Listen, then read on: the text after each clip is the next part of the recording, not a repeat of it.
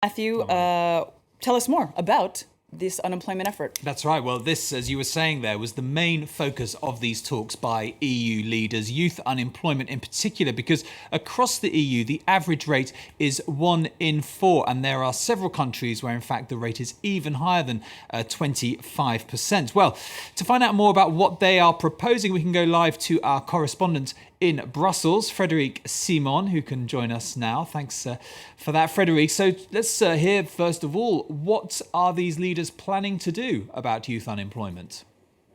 Well, the leaders agreed yesterday to spend 6 billion euros over the coming 2 years, 2014-2015, to help job creation for young people, and also making sure those who don't get a job at least get some form of training or apprenticeship. Now, a further 2 billion euros, making a total of 8 billion, was also earmarked from the wider EU budget, on which a deal was struck just before the summit started yesterday. Now, of course, this is all very good news for François Hollande, who has made the fight against youth unemployment one of his key political priorities. It would also bring some kind of relief for southern European countries, especially Spain and Greece, where youth unemployment is above 50% currently. But critics also said the 6 billion euro fund would only be a drop in the ocean. The Austrian Chancellor said Europe should be spending at least the same amount every year if Europe wanted to tackle the issue efficiently. German Chancellor Angela Merkel has convened a summit of EU Labour ministers next week in Berlin to talk about the issue. Hi, Frederic, Molly here. There's also been this ongoing tension between France and the European Commission over pension reform.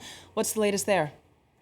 Well, the European Commission, you may remember, created an uproar last month by telling France that it should reform its pension system, and even going as far as suggesting that France should raise the retirement age. Now, François Hollande replied very swiftly to this, saying France would not tolerate being told what to do, reflecting tensions between Paris and Brussels over the extent to which the European Commission should be able to peek into the finances of EU member states. Well, officials yesterday tried to play down the issue, and the wording of the Commission recommendations to France was somewhat softened in the last version of the Council conclusions that we were able to see yesterday evening.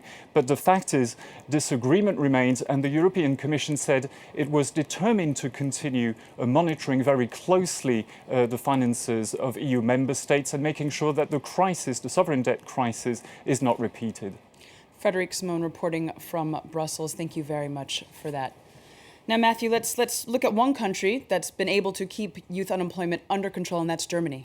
That's right, around 8%. They say it's that is the lowest rate in the EU, and Germans think that their system of apprenticeships is key. Franz van Kat's correspondents in Germany have been taking a closer look. On the outskirts of Berlin, this is where the city's transport company does its training. 400 young apprentices are now learning the trade and hope to get taken on later. Tobias and Stefan are apprentice mechanics, specialised in electrics. They say apprenticeships are the best way to get professional qualifications.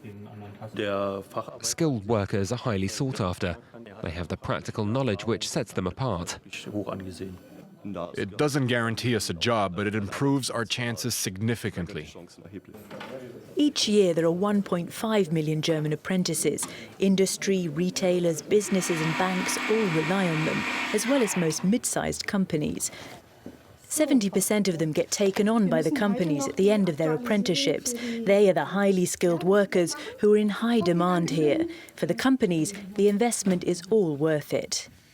We pay the apprentices an allowance. We pay for the workshop space, the laboratories and the office equipment. We're really investing quite a lot, but we believe it's a very sound investment. For a measure of the success of these apprenticeships, take a look at German unemployment figures. Amongst the under-25s, it's just 7.5%. All right, well, let's move away from Europe now and take a look at markets. Yes, let's start by taking a look at what's been happening in the Asian trading day. I can tell you the Nikkei had a pretty good session, closing up over 3.5%, as you can see there. Some upbeat data out of Japan, particularly on industrial output, helping all of the markets there in Asia.